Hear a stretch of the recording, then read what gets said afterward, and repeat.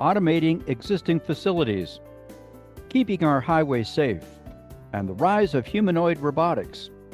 Pull up a chair and join us as the editors of DC Velocity discuss these stories as well as news and supply chain trends on this week's Logistics Matters podcast.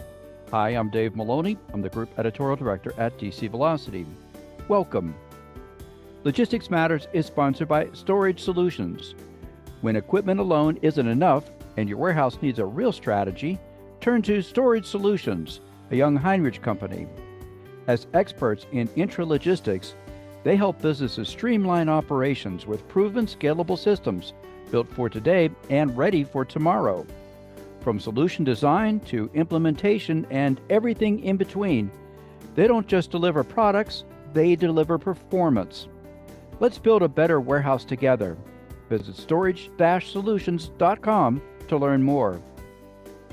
As usual, our DC Velocity senior editors Ben Ames and Victoria Kickham will be along to provide their insights into the top stories of this week. But to begin today, in the past, automation was often viewed as nice to have, but in these days of customer expectations for speed and shortages of available workers, automation is now a must-have. We often think of automation just being placed into shiny new facilities, but a lot can be done to automate existing legacy facilities. I spoke recently to Chris Steiner about these types of implementations. He is the Senior Vice President of Product Management at Dematic. Here is our conversation. Welcome, Chris. It's good to have you with us today on Logistics Matters. Thank you, Dave. I'm very excited to be here. Chris, for those who are not familiar with Dematic, can you share a bit about the company and its role within the industry? Yeah, of course. We like to consider ourselves the supply chain solutions company. We specialize in intralogistics, all of the movement and tracking of goods within a warehouse, distribution center, fulfillment center. We provide the hardware, the automation hardware, the software that runs it, and the lifecycle services that go along with it. Thinking of that background and the work you do for Dematic, obviously you're very well versed in tackling the topic that we have today, which is looking at brownfield facilities. So what's changed in the marketplace that makes it difficult to actually build a new distribution facility? Well, there's many factors. Currently, and one of the biggest factors is cost of capital. Companies are a little bit slower to invest at the moment as interest rates are a bit high. And I also believe that there's some factors associated with the recent past of COVID and supply chain disruptions that have gone through, as well as some opportunities that have come along in technology that's available in the market that actually makes some brownfields a little bit more interesting. So kind of looking at that, if it's difficult to build a new facility, what are some of the drivers moving towards automated systems within brownfield facilities? Yeah, so just exactly that. When we think about brownfield facilities, there's several different ways that we can approach it and how a customer or an operator might approach it. Looking to make use of space that's not currently in use, looking to either revitalize or change an operation within a facility, looking to change shift operations that might drive differences in the amount of time that a facility is under use within a day. And some of the drivers that make brownfields, even more interesting are some of the technologies that are maybe a little bit not so much newer into the market, but are becoming more commonplace in the market when we start to think about flexible automation, the abilities of storage and retrieval type operations, and robotics in a particular solution. Labor, of course, has also continued to be a huge issue with facilities not being able to find labor. So I would imagine that that is one of the driving factors that people are looking for in their brownfield facilities. But what are some of the other key considerations for a company that's looking to upgrade and install automation in a facility while it's currently being operated? Yeah, if we were working with an operator, some of the questions that we would ask is, one is what space do they have available in their current operation? And what are they looking to get out of their operation? So have their SLAs with their customers changed? Is there a new value stream for them to consider? And then what degree of automation would come along with that? And then we would start to look at what parts of their operation can maybe be put on hold for a while that are not core to their current value stream. How could we start to fit their future state into that area? So, an example of that might be that a company has run out of storage space for pallets. I'll just use pallets as an example. And today, maybe they service that pallet storage with fork trucks and operators, but they need to drive a higher density. And that type of solution, we would maybe take a look at like an AGV type solution or an ASRS type solution. Now, when they're going through that process, of course, we'd have to look at how could you phase in that kind of project so that you could keep the facility operational while you're safely installing, a new section. And so you'd maybe do that in phases or sections and approach it that way. In looking at being able to install in phases, how important is it to look at solutions that are scalable, that can be added to over time, not just in sections, but maybe even in the amount of equipment, such as an autonomous mobile robot? You can always add more robots as you scale up, for instance. Yeah, AMRs, autonomous mobile robots, is a great example. AGVs are a great example, very similar in nature, typically handling different size loads. It is important to be able to, look at, say, your storage space. And I know we're talking a little bit about storage right now, but then how do you implement additional performance with that? And that's where the flexible automation really comes into play. Why is an integration partner important in the successful deployment of any kind of automation like this? Yeah, I think it's important that you have one entity to praise, if that makes sense. And what I mean by that is having an integration partner that's going to cater to the needs from the planning stage to the production stage to the deployment stage to the support stage.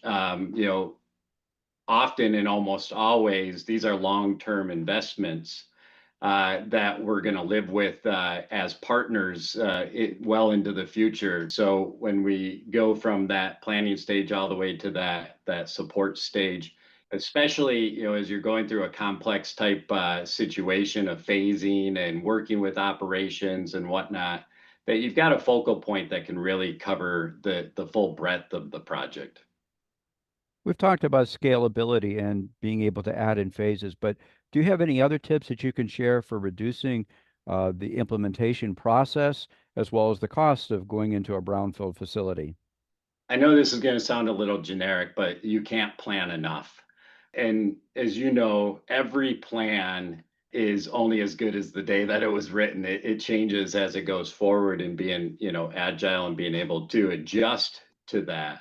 But really, and I'll just tell you a personal story. I'm in the middle of a brownfield of my own. We're getting ready to remodel our home, and we are going to, in that planning stage, we're building a very small domicile next to our home so that we can live in that while our home is being worked on. And just the amount of planning that we have to do to make sure that we have all of those contractors and everybody lined up to be able to make that a success, because at the end of the day, this is our one home, and many cases, this is the same thing for operators. It's their one operation, and it's critical to their business, and our home is critical to our shelters. So just the amount of planning, having the right partners, considering what your long-term objectives are, ensuring that that you're well staffed and ready to support the system when it goes live, that your operators are trained,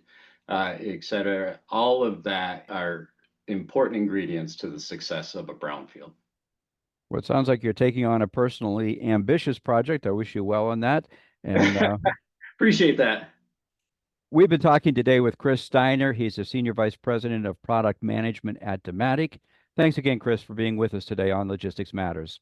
Thank you, David. Really appreciate the opportunity. Now let's take a look at some of the other supply chain news from the week. Victoria, highway safety is obviously important to the logistics industry, and now we're hearing of efforts to accelerate even more safety initiatives. Can you explain what they are and what is prompting this new push? Absolutely, Dave. Happy to. Yeah, the trucking industry is asking the Trump administration to accelerate recent efforts to ensure safety on our nation's highways. And this is in reaction to a Florida crash involving a freight truck that left 3 people dead, sadly. The accident occurred August 12th, and it's made national headlines. The truck driver allegedly made an illegal U turn on the Florida Turnpike, causing the truck to jackknife and collide with a minivan. In a post accident investigation, the driver failed an English proficiency test and a road sign test administered by the Federal Motor Carrier Safety Administration. Further investigation revealed that he'd been issued commercial driver's licenses in 2 states, Washington and California, under different circumstances. The driver had entered the country illegally in 2018 and had been awaiting immigration charges, according to federal authorities. So the testing and investigation follow Trump administration efforts this year to enforce English proficiency for drivers in interstate commerce. And those are standards that had been relaxed in 2016, but have now been bolstered with a 2-step test to determine proficiency in cases like this, and also for more routine violations or traffic stops.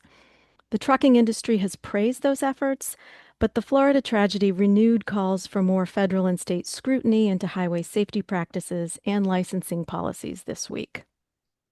Victoria, I imagine, in kind of looking at that particular incident, that trade groups are speaking out, but what measures or improvements are they now asking for? Both the Owner-Operator Independent Drivers Association and the American Trucking Associations weighed in on the issue. The first, OOIDA, had asked the Trump administration to suspend states' authority to issue something called non-domiciled CDLs. Those are licenses that some states provide to non-U.S. citizens or out-of-state applicants under certain circumstances. OOIDA and others say those particular licensing procedures are problematic and inconsistent, often putting unqualified drivers behind the wheel. They cite the inability to verify a non-U.S. citizen's foreign driving record as one example. The group followed that letter with similar requests to the states that issue non-domiciled CDLs. Not all do. The driver in the Florida case, incidentally, had a non-domiciled CDL from California. I spoke to Todd Spencer. He's the president and CEO of OOIDA on Thursday. He said he was hopeful that federal and state regulators will act on these requests, but that's a tough call because CDLs are issued by states, not the federal government. So it's not a simple case of the feds stepping up and just telling states to stop certain licensing procedures. It often takes state legislation or some kind of pressure from the federal government. And of course, those things take time. Spencer also said the problem runs deeper than just the licensing requirements. He said there's a need for better entry-level training throughout the industry. In the Florida case, for example, he said it wasn't just that the driver couldn't understand English, but that he didn't seem to understand the rules of the road and was reckless. If you watch the video of this incident, it's kind of mind-boggling, this huge semi-truck making a U-turn in the middle of the highway. ATA weighed in with similar observations. Now, both groups back the administration's efforts to enforce English language proficiency, as I said earlier, and also efforts to review states' licensing procedures for poor practices and loopholes. And that's something the administration announced earlier this year as well. Just one more quick note. Late Thursday, Secretary of State Marco Rubio announced that the State Department had paused all worker visas for commercial truck drivers. It's not clear how long that will last or if additional restrictions may be coming, but we'll keep tabs on that. It will certainly affect the industry. But those all seem like very sensible measures to take. And of course, we want truck drivers to be qualified and to drive properly and be trained before and have all those rules enforced as well. So it just makes sense. It does. And there are so many, great drivers out there who are professional, trained, experienced. It's good to to make sure everyone is working that way. Agreed. Thank you, Victoria. Thank you. And Ben, you've been writing about robots for years, and now humanoid robots are making some great strides forward. In fact, I just had the Robotic Humanoid Olympics over in Beijing, where robots were playing soccer and doing boxing and other events, including a very interesting opening ceremony. And you wrote this week that there are leaps being taken in certain types of robotic technologies. Can you share more? Yeah, I guess I have to acknowledge the pun in that they're taking some strides forward, but that's absolutely right. We've seen such quick, advancements in robotics in logistics applications in the last few years. Things like autonomous mobile robots, those AMRs, and piece-picking arms, and even container unloading robots that pick up, boxes and different freight from the back of a truck. But one of the newest areas where we're seeing the technology move quickly is in the humanoid robots, as you said. These, of course, move around walking on two legs instead of rolling on wheels, and they use two arms to grab totes and boxes. They're not yet in widespread use for reasons like high cost and limited battery endurance. Still, though, some companies are trying them out in pilot programs. You can think of GXO, the third-party logistics provider and warehousing, and Mercedes-Benz is using some of them in manufacturing.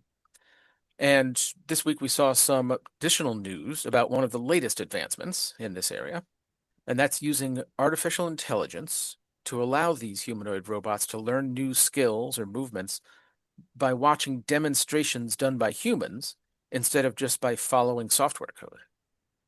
That's very interesting. And it makes sense. It's how really people learn to do things as well. What sort of actions can these robots do?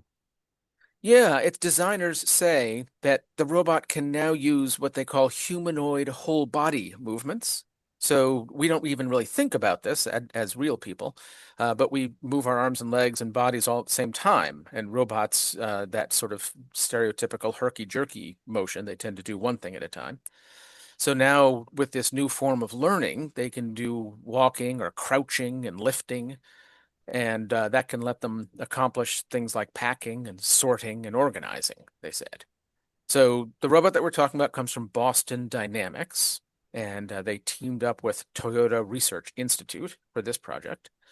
Boston Dynamics, of course, they sell commercial products like its dog-like four-legged walking unit called Spot, and also one called Stretch that combines a large robotic arm with a mobile conveyor to autonomously unload those truck trailers, like we were saying.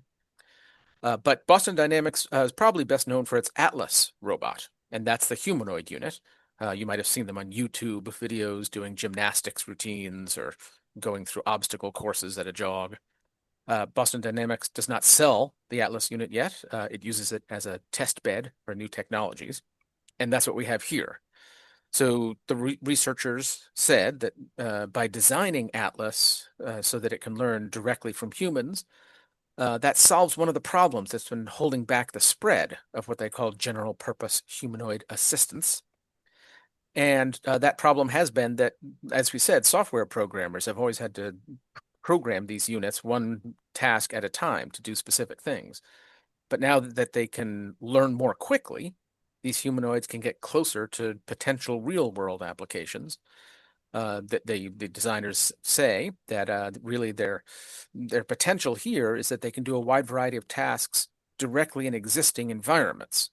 And that's important, of course, because most of our built modern world, if it's buildings or warehouses or what have you, are built for people who walk on two legs and use two arms to open doors, twist doorknobs, not for rolling platforms. So there's a lot of potential implications of this new capability. With the current need for labor and new automation, Ben, I can see where those robots would find more applications in our warehouses and manufacturing facilities. It's really going to be interesting to see how they roll out. Thank you, Ben. Glad to. We encourage listeners to go to dcvelocity.com for more on these and other supply chain stories. Also, check out the podcast notes section for some direct links to read more about the topics that we discussed today. And we'd like to thank Chris Steiner of Dematic for being our guest.